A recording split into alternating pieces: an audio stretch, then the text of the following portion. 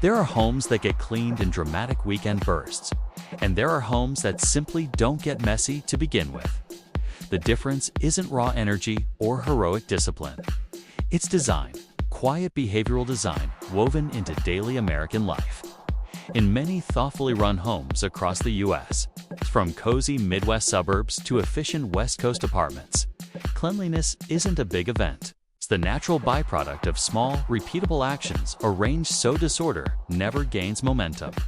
Today, we're not talking about cleaning tricks or motivational hacks. We're talking about practical behavioral patterns that reduce friction, visual noise, and tiny decisions. These habits translate across different American lifestyles. Whether you're in a townhouse in Texas, condo in Chicago, or a family home in California, they're not about architecture. They're about psychology made physical. Let's walk through 10 everyday American habits that quietly prevent a home from becoming messy. Habit 1. The one-touch rule. In many American homes that stay effortlessly tidy, there's an unspoken expectation. When an action ends, the object returns to its place immediately. This isn't framed as strict discipline, it's framed as completion. You take off your jacket, the action isn't finished when it leaves your shoulders. It's finished when it's on its hook by the door. You finish your coffee. The moment doesn't end when the mug is empty.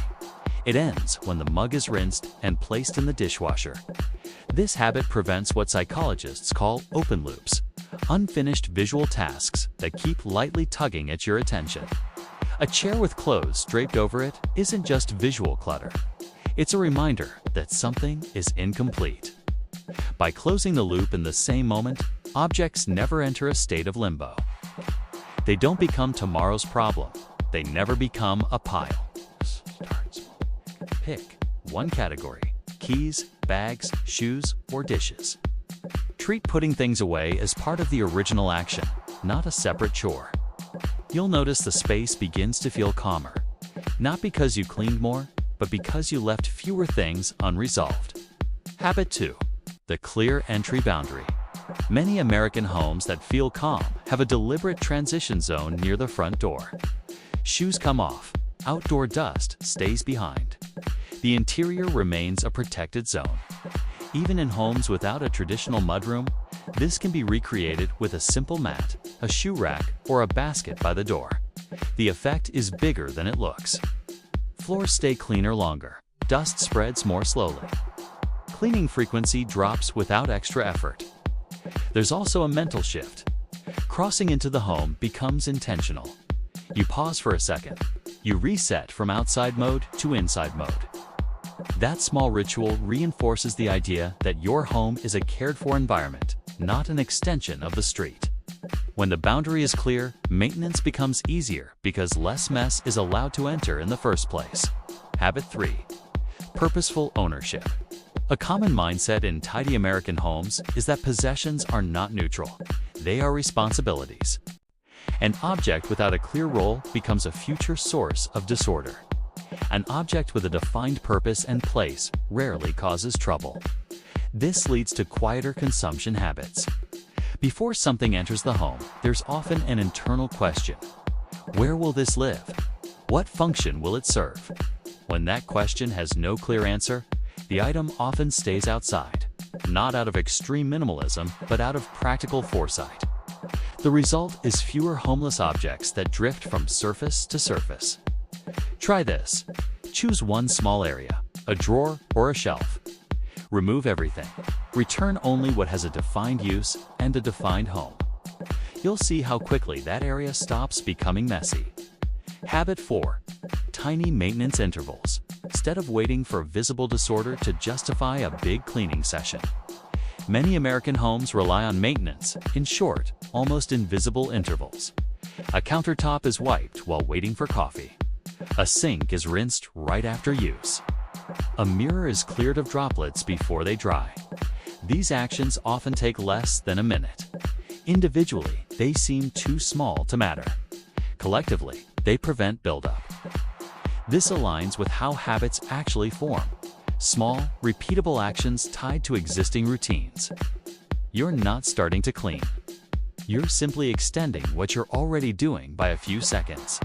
Because dirt and clutter are addressed at the earliest stage, they rarely grow into something that requires a long, draining effort.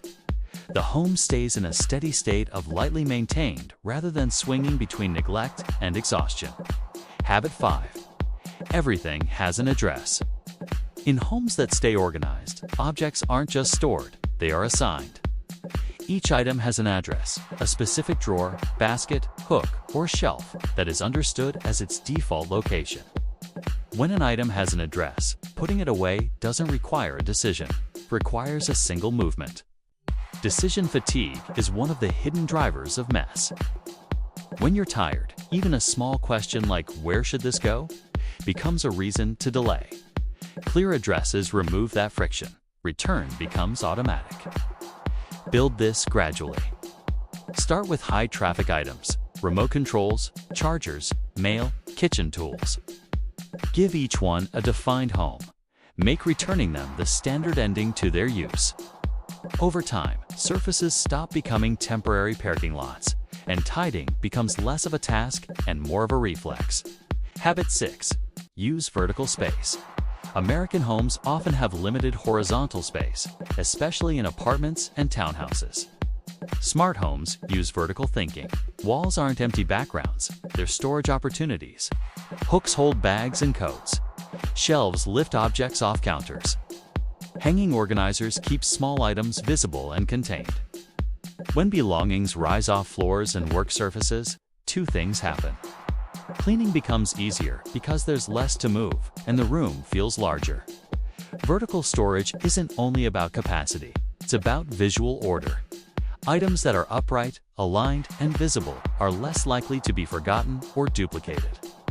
Even a few added hooks or a narrow shelf can dramatically change how a room functions. The goal isn't to fill every wall, but to relieve pressure from horizontal surfaces. Habit 7. Reset the kitchen as you cook. In many American kitchens that stay calm, cooking and cleaning are not separate phases. They are intertwined. While ingredients simmer, used utensils are rinsed. Spills are wiped as soon as they happen. Packaging is cleared before the next step begins. This keeps the environment stable. By the time the meal is finished, the kitchen is already close to its original state. There's a psychological benefit. The mind doesn't associate cooking with a looming mess. The process feels contained, not chaotic. Try keeping a cloth or sponge within reach while you cook. Treat pauses in the recipe as small reset moments. Your kitchen will rarely reach the point where cleaning feels overwhelming because disorder never has time to accumulate. Habit 8. Scheduled resets, not emergency cleanups. Rather than cleaning only when things feel out of control, many American homes practice periodic resets. These are intentional sessions where clutter is reviewed, storage is adjusted, and hidden dust is addressed. The timing can be monthly, seasonally, or aligned with personal milestones. What matters is predictability. When resets are expected, clutter doesn't build unnoticed for years. It's caught in earlier, lighter stages. There's also a mental effect. A reset creates a sense of renewal. Letting go of unused items and restoring order often brings the feeling of starting fresh. You can experiment with a seasonal reset. Choose a day to revisit storage areas, donate unused items, and clean overlooked corners. Think of it as maintenance for the environment you live in every day. Habit 9.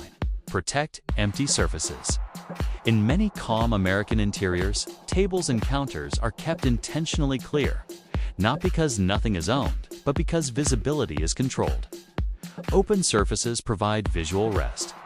They also make daily cleaning faster. Wiping a clear counter takes seconds. When surfaces are limited to a few chosen items, a plant, a lamp, or a bowl, every object left out feels intentional. Random placement stands out immediately, making it easier to correct. Test this by clearing one surface completely for a week. Return only what is used daily or truly meaningful, and notice how the space feels more spacious and how much less effort it takes to keep it that way. Habit 10. Keep less, but keep well. The final habit is less about reduction for its own sake and more about alignment. Possessions are chosen to match real life, not imagined scenarios. Items that are used, appreciated, or meaningful stay. Items that linger out of guilt or vague possibility gradually leave. Fewer items mean fewer decisions, fewer storage challenges, and fewer things that can fall out of place. But the focus isn't emptiness, it's clarity. When a home contains what truly fits its owner's routines and values, maintenance becomes lighter. You are not constantly managing excess. You are caring for a smaller, more intentional environment. Before bringing something new home, pause and picture where it will live and how often it will be used. That small moment of foresight can prevent years of quiet clutter. A consistently tidy American home rarely comes from bursts of motivation. It comes from systems that make disorder inconvenient and order natural. These 10 habits show how small structural choices can shift the baseline. Less buildup, less visual noise, less mental friction. You don't need to adopt all 10 at once. Even 1 or 2 can begin to change how your space behaves and how you feel moving through it. A calm home is not an achievement. It is a pattern. Comment below which habit you're choosing to try first. And if you want more practical American self-care and home systems that actually work, your next step is watching the recommended video on screen now.